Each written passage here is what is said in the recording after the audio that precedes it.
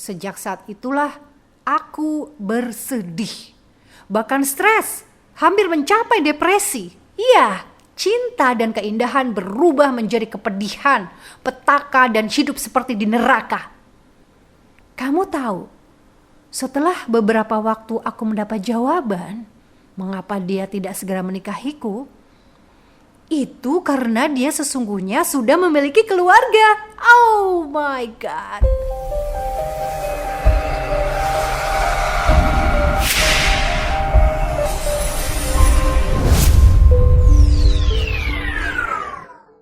Assalamualaikum warahmatullahi wabarakatuh. Apa kabar? Sahabat jiwa, semoga dalam keadaan baik dan sehat-sehat selalu ya. Jiwa dan raganya dong. Sahabat jiwa, pernahkah kamu merasa bingung? Bingung pada sebuah permasalahan yang terkadang ketika kita ambil keputusannya, itu menjadikan kita menyesal di kemudian hari. Contohnya nih, misalnya hari Sabtu ini saya melihat sepatu yang saya senangi dan saya impikan sudah lama. Harganya Rp350.000 di sebuah market online. Saya membelinya karena sudah ada rasa suka dan itu merupakan impian saya. Nah, beberapa hari kemudian saat saya menunggu barang datang, pada saat penantian itu, saya pergi ke sebuah kota dan kebetulan saya melihat-lihat sepatu.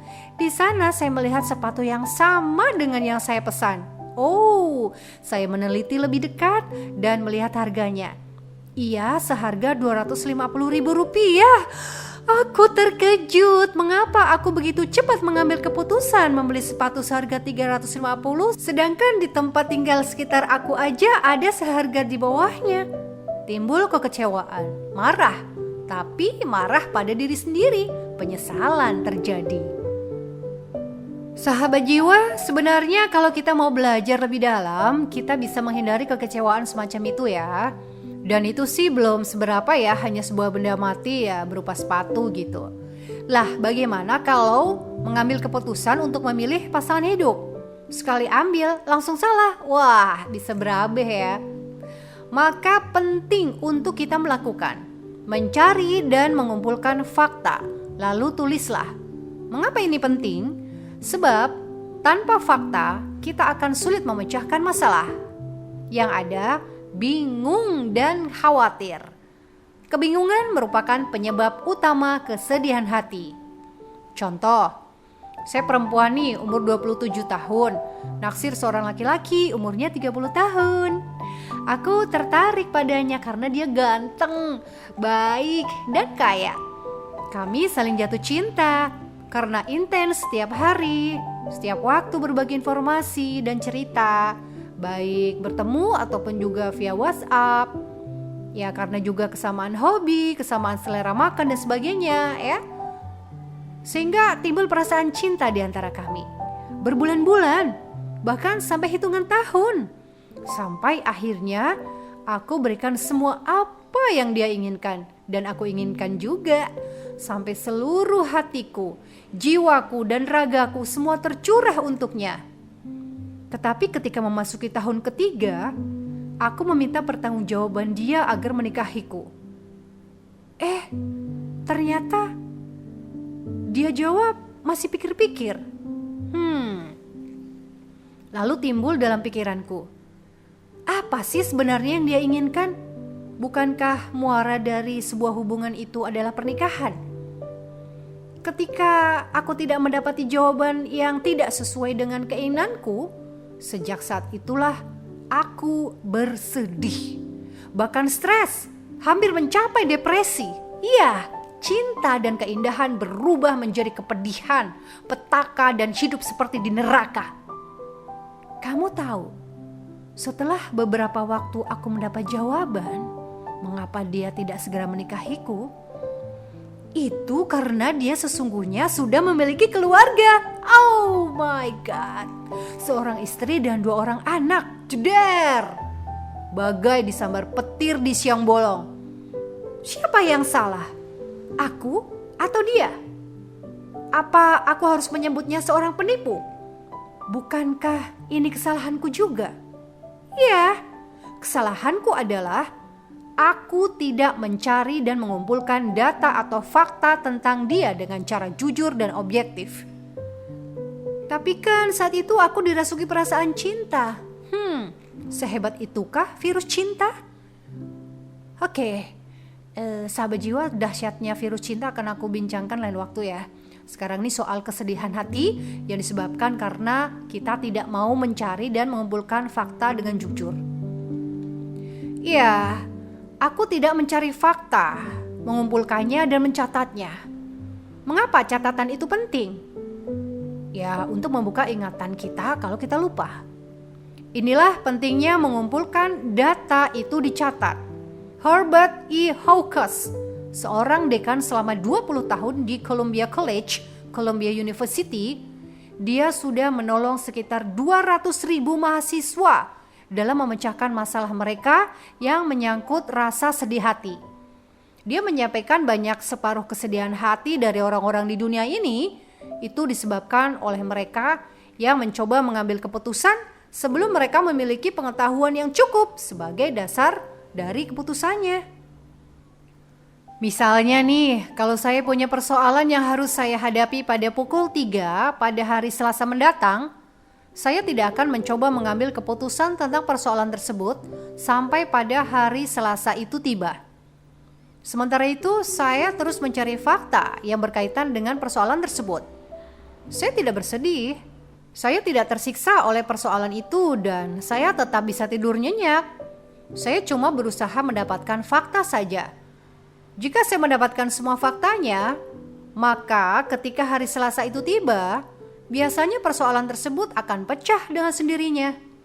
Penegasannya begini, ketika kita mencurahkan waktu sedikit untuk mencari dan mengumpulkan fakta yang berkaitan dengan masalah yang sedang kita hadapi secara jujur dan objektif, niscaya persoalan akan terpecahkan dalam fakta-fakta tersebut.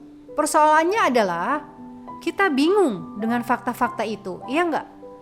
Kebanyakan pemikiran kita adalah begini. Apa-apa atau siapa yang mendukung kita atau pendapatnya sama dengan kita, itu fakta yang benar menurut kita. Sedangkan yang tidak sesuai dengan keinginan kita, yang tidak sesuai dengan pendapat kita, itu membuat kita marah. Nah, sulit kan?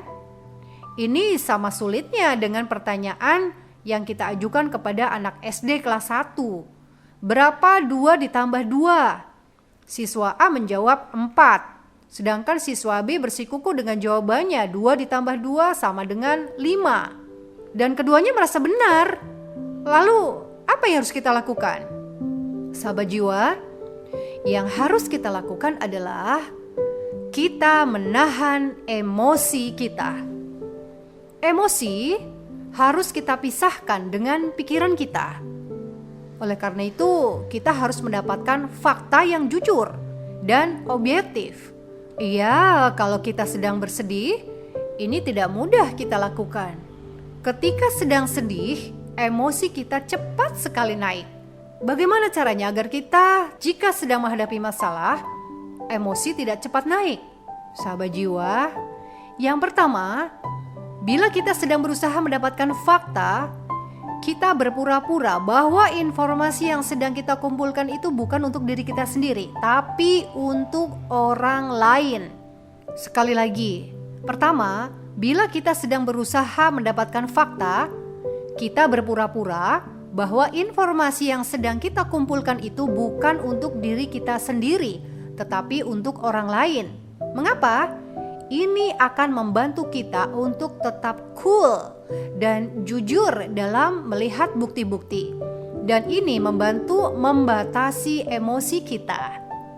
Kemudian yang kedua, sementara kita mengumpulkan masalah yang menimbulkan kesedihan hati kita, berpura-puralah menjadi pengacara yang sedang menyiapkan bantahan terhadap lawan penselisihan. Dengan perkataan lain, kita berusaha mendapatkan semua fakta yang berlawanan dengan diri kita, yaitu semua fakta yang menghancurkan semua keinginan kita, semua fakta yang kita tidak mau atau kita segan menghadapinya. Kemudian, semua perkara kita tulis yang baik dipandang dari pihak kita dan baik dari pihak lawan. Saat seperti itu, biasanya kita menemukan fakta bahwa kebenaran terletak di kedua titik ekstrim tersebut. Maka kesimpulannya adalah bahwa kita dan lawan kita atau jaksa penuntut umum lah misalnya, itu pun tidak cukup memiliki kemampuan yang tinggi untuk memutuskan suatu persoalan dengan tepat tanpa mendapatkan fakta terlebih dahulu. Jadi intinya untuk memecahkan persoalan, carilah dan dapatkan fakta terlebih dulu. Jangan sekali-kali mengambil keputusan dengan tanpa mengumpulkan fakta secara jujur dan berat sebelah. Setelah itu, terapkanlah. Oke, sahabat jiwa, terima kasih sudah menyimak. Mungkin kamu punya masalah, bisa ungkapkan secara ringkas di kolom komentar. Terima kasih sudah subscribe, like, komen, dan share. Kalau ini bermanfaat untuk teman atau saudara kamu, kita berteman di sini dengan subscribe. Terima kasih, sampai jumpa. Wassalamualaikum warahmatullahi wabarakatuh.